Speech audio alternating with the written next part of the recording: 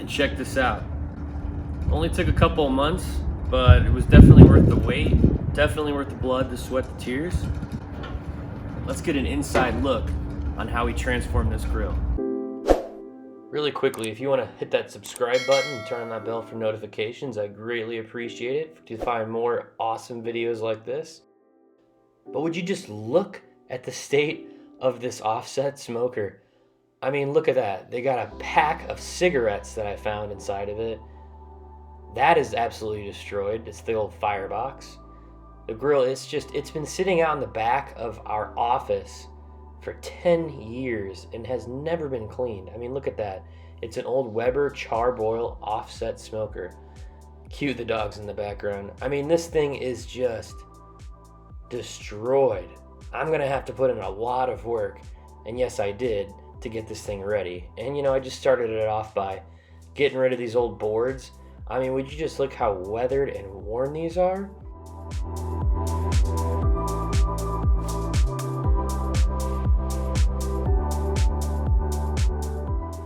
And look at this close-up shot. I mean, it's just warped to, you know, kingdom come. I mean, that board has seen a lot of cold weather and rain, especially in North Dakota where I'm at right now. So that's the first thing I did. I got some new cedar power washed boards and went ahead and lined them up and got them pre-drilled because I'm going to install those later. Yeah, I missed the up-close shot. That was bad. Here's another underlook of what we just did. As you can see here, there was so much ash and soot and I guess charcoal left over in this thing that I needed a shovel to scoop it all out. I mean, just look at this. This is the grate that holds the charcoal, and it was just so destroyed that I had to get rid of it and replace it with some expanded metal. I mean, I literally collected so much of this stuff that I had a bucket full, which you'll see in a second. I actually wore a mask on this because I was a little bit concerned of what else could be in here. Yeah, it was pretty crazy, needless to say.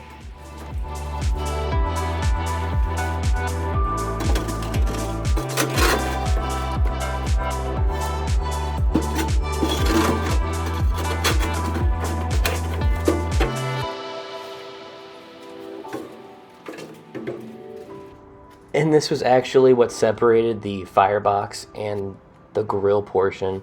I mean, look at it. It was destroyed and I had to replace it, which I did later. Now that it's all cleared out, look, we have a bucket full of ash. The next thing I did was I vacuumed it out pretty thoroughly, and I'll let you enjoy this. It's pretty cool.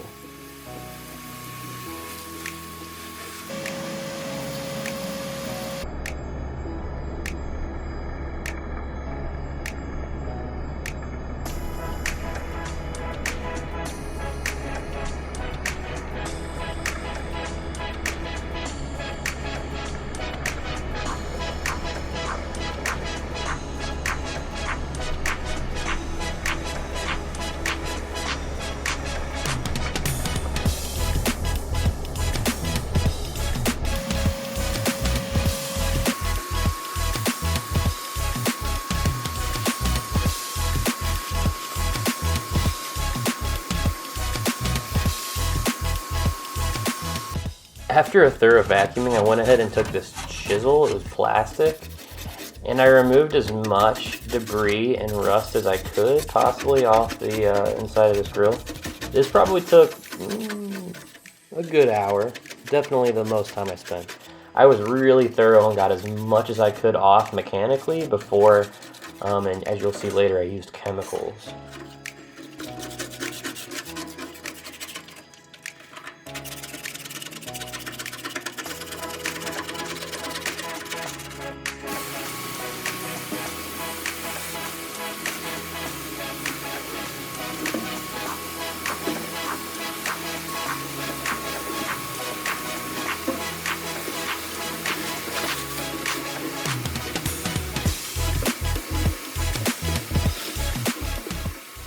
The next thing I did was grab a metal chisel and hack away as much of this caked on rust that I possibly could.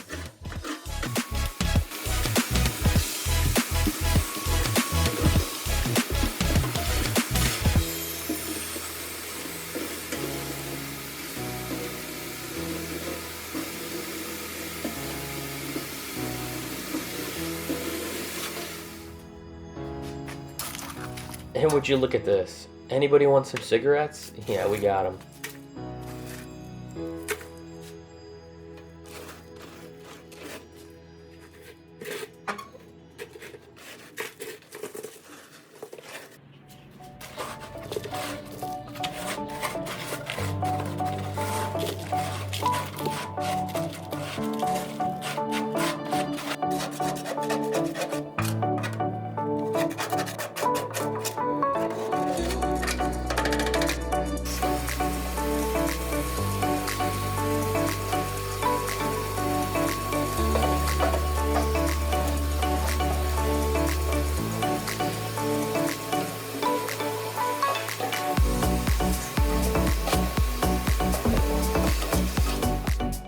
Alright, now that I have mechanically gotten everything off, I wanted to try some chemicals, so I used an easy off oven and grill cleaner. And let me warn you about something, make sure you have long sleeves on, because this stuff burns when it gets on your skin. It will literally easy off your skin. So anyways, I sprayed it, and as you can see, I used a green scouring pad to get as much as I could off after I let it sit on there and soak for 20 to 30 minutes. This was like the second most amount of time that I spent on cleaning this thing.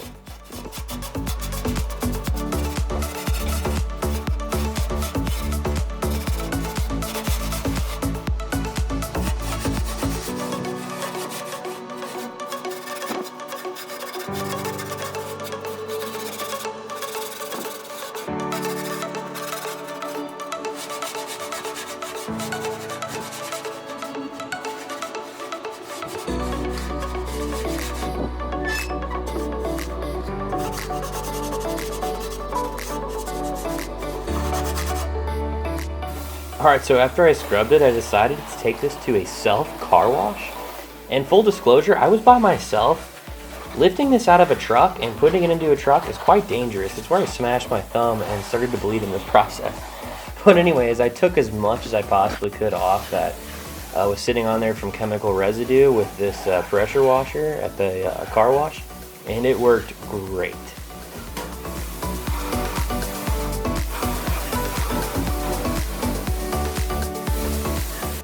And the next thing I did was get some expanded metal from the hardware store to replace those nasty grill grates that used to hold the charcoal earlier. I went ahead and got some shears, cut this up to specifications to fit in the bottom of it, as well as get some to separate the firebox from the grill. So I cut out about 2 pieces. Something else that's not filmed that I did was make an expanded sheet metal firebox box to store all my charcoal. That's pretty cool. Okay, I lied. This was definitely the thing that took the most time. I had a hand grinder that I borrowed from a neighbor to remove as much rust as I possibly could on every surface. For the sake of time, I just showed you a little snippet of it. And this is my favorite part. I got myself a couple cans of Rust-Oleum black from the hardware store and went ahead and applied a few coats. Here's some cool footage of it. It's really starting to look nice. And before I did this, I obviously took off all the parts, which I didn't film as well. But here it is.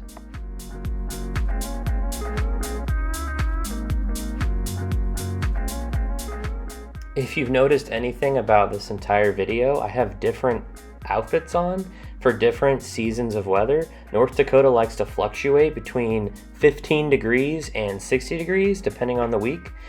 And luckily I had a nice warm week not too long ago that I could get out there and apply the paint so that it could properly adjust and attach to the grill.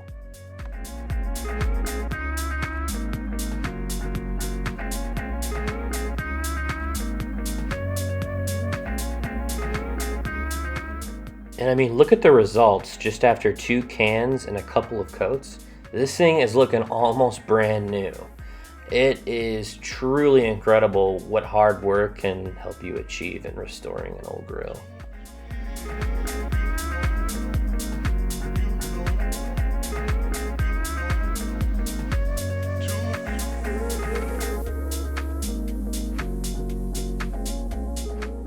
Next, I got a couple cans of Rust-Oleum to paint these handles back to their nice glossy silver look. And this was a mistake. You should never paint something and then roll it subsequently on the concrete. I realized after painting the entire thing that I should probably put it up on something, and I grabbed a piece of sheet metal, conformed it, and put it on there and sprayed it. One of the biggest mistakes I've made in this project.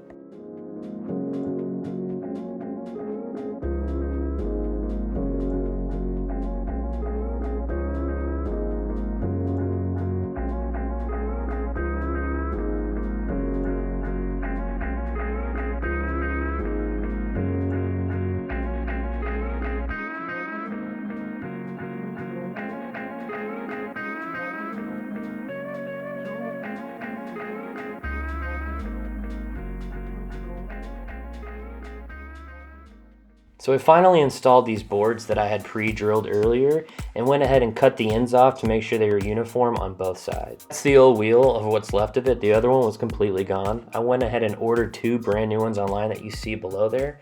And look at the old grill. It was absolutely a mess. Look at the beautiful new cedar boards that I just installed. They look incredible. And you know what's even better? The grill. I mean, this thing looks brand new. Look at that old lid. Absolutely nasty.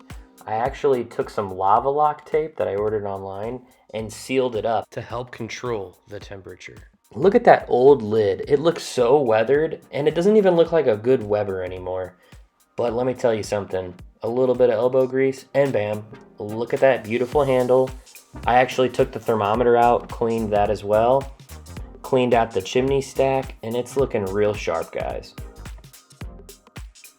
Look at that old firebox lid and the pack of cigarettes. Luckily, there is no pack of cigarettes in the new one. I have fully replaced everything. Look at that beautiful handle, and there's the expanded sheet metal box I was talking about in the firebox. And there's that nice piece of expanded metal that I replaced as the barrier between the firebox and the grill.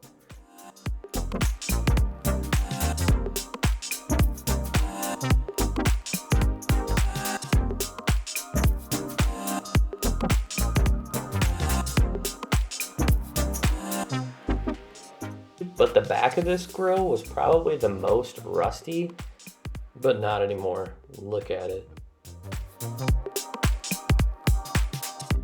I truly enjoyed this one. It took a couple months, but I'm definitely happy with the results. And here's a final shot.